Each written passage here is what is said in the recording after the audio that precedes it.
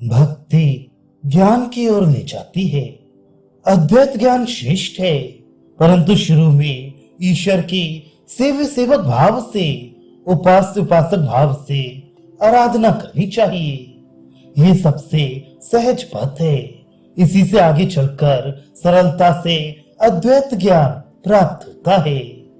यद्यपि अद्वैत ज्ञान ही सर्वोच्च ज्ञान है, तथापि साधक को शुरू में उपास्य उपासक भाव कि ईश्वर उपास्य है और मैं उनका उपासक हूँ, ये भाव लेकर ही साधना करनी चाहिए। इससे सरलता से ज्ञान लाभ होता है। पंचभूतों के फंदे में पड़कर ब्रह्म को भी रोना पड़ता है।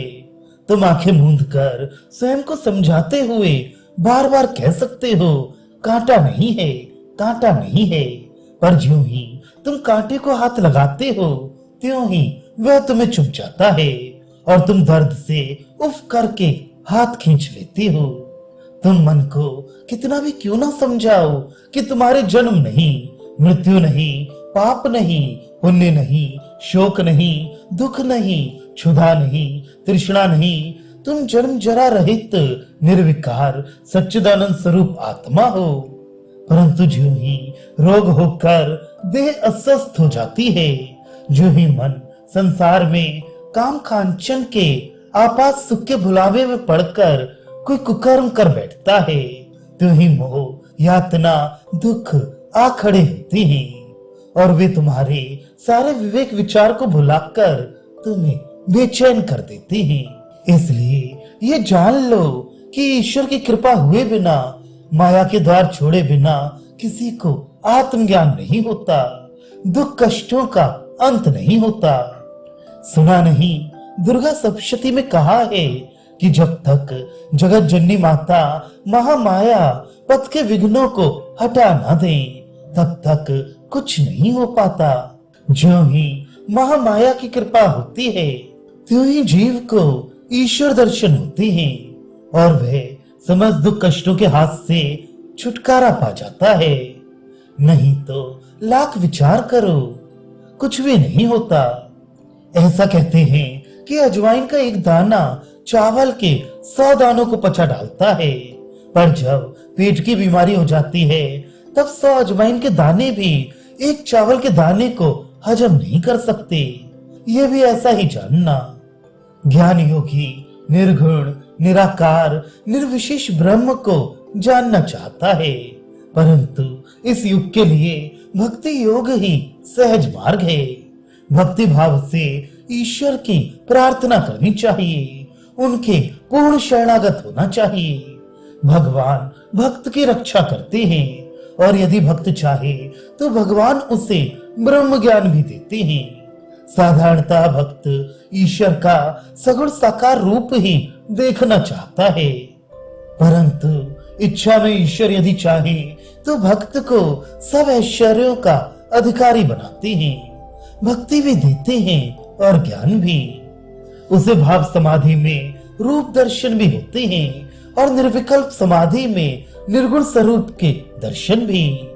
अगर कोई किसी तरह एक बार कलकत्ता पहुंचे तो उसे वहां का प्रसिद्ध किले का मैदान, मॉन्यूमेंट, अजायब घर सभी कुछ दिख सकता है। ऋषि, क्या भक्त को कभी भगवान के साथ अद्वैत भाव प्राप्त होना संभव है? यदि हो तो किस प्रकार?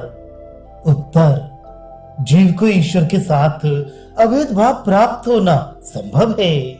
उस अवस्था में वह सोहम अर्थात मैं वही हूँ कह सकता है।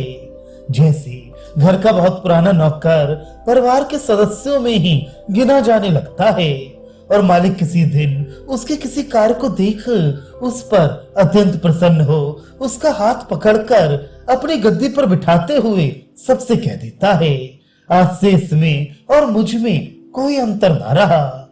ये जो है मैं भी वही हूँ। मेरे हुक्म की तरह इसका भी हुक्म तुम सब माना करो। जो इसके हुक्म को नहीं मानेगा उसे सजा मिलेगी। नौकर के लात से सचाने पर भी मालिक जबरदस्ती उसे बिठाता है। जीव का सोहम भाव भी इसी प्रकार है। बहुत समय तक उसकी सेवा और वंदना से प्रसन्न हो ईश्वर उसे अपने समान विभूति संपन्न बनाकर अपने आसन पर बिठा लेते हैं। साधारणतया भक्त ब्रह्म ज्ञान नहीं चाहता, वे ईश्वर के साकार रूप के ही दर्शन करना चाहता है। जगत जननी काली या श्री कृष्ण, श्री चैतन्य आदि अवतारों के रूप भी उसे भाते हैं।